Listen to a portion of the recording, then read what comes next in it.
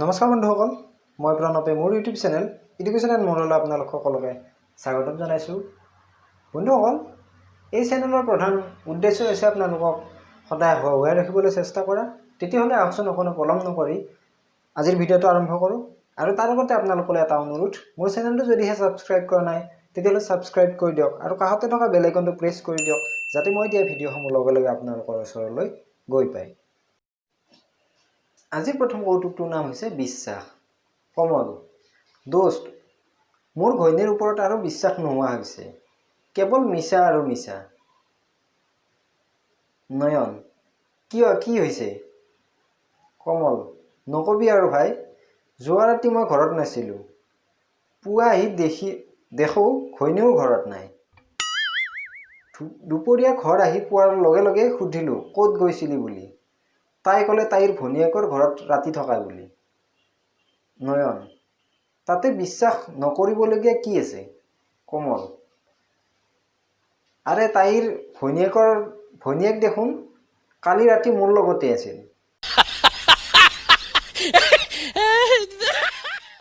আজি দ্বিতীয় কৌতুকটোৰ নাম হৈছে গোপন বৈঠক।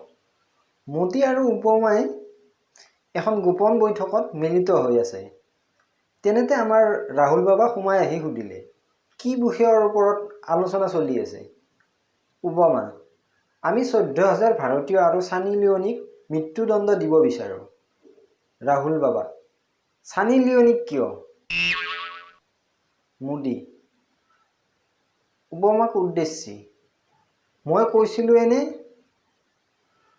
কোনোৱে 14,000 ভাৰতীয়ৰ ওপৰত গুৰুত্ব নিদিব। সকলোৱে মাত্ৰ ছানী লিঅ'নিক মৃত্যু দিয়াৰ কাৰণ জানিব বিচাৰিব। আজিৰ শেষৰ কৌতুকটোৰ নাম হৈছে পৰলোক। এজন মন্ত্ৰীৰ মৃত্যুৰ পিছত তেওঁৰ আত্মাটো পৰলোক পালেগৈ। যেতিয়া তেওঁ স্বৰ্গৰ দুৱাৰদলিত উপস্থিত হ'ল, তেতিয়া দ্বাৰৰক্ষীজনে ক'লে, স্বৰ্গত কিছু চাফাই কাম চলি আছে, সেয়ে তুমি 2 দিন নৰকত থাকিব লাগিব। মন্ত্ৰীজন ৰাজি হ'ল আৰু তেওঁক যমদূতে আদৰণি জনালে। বিন্দাছ গৈ মন্ত্ৰীজনে নৰকত ফুৰিবলৈ ধৰিলে। নৰকৰ সুন্দৰ ৰূপ দেখি মন্ত্ৰীজন অবাক। অতিপাত আৰামদায়ক ব্যৱস্থা দেখি মন্ত্ৰীজন অবাক। থাকিবলৈ সুন্দৰ বিচনা, ছুইমিং পুল, লগতে সোণত খোৱা চৰোৱা অপ্সৰাবোৰতো আছেই। 2 দিন ফুৰাৰ পিছত যেতিয়া তেওঁৰ স্বৰ্গলৈ যোৱাৰ সময় আহিল, তেতিয়া তেওঁ দেৱতাসকলক ক'লে, মই আৰু স্বৰ্গলৈ নাযাওঁ, নৰকতে থাকিম। আচৰিত হৈ দেৱতাসকলে ক'লে, তুমি সঁচাকৈ ইয়াতে থাকিবানে? মন্ত্ৰীজনে ক'লে, হয়, ইয়াতে থাকিম। দেৱতাসকলো ৰাজি হ'ল। তাৰ পিছত মন্ত্ৰীজনে যেতিয়া নৰকলৈ গ'ল, তেতিয়া আগত দেখা সেই সম্পূৰ্ণ ওলোটা ছবি এখন দেখা পালে।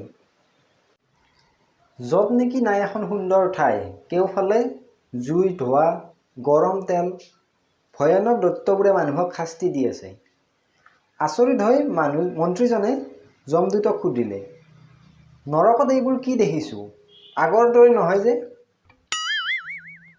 যমদূতে হাঁহি হাঁহি ক'লে, সেয়া আছিল কেম্পেইনিং।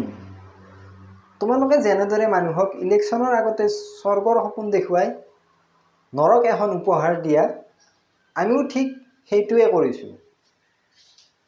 তুমিতো এইটো কথা খুব সহজেই বুজি পাব লাগিছিল। সাধাৰণ ভোটাৰৰ দৰে তুমিও এতিয়া ভোগ কৰিব লাগিব।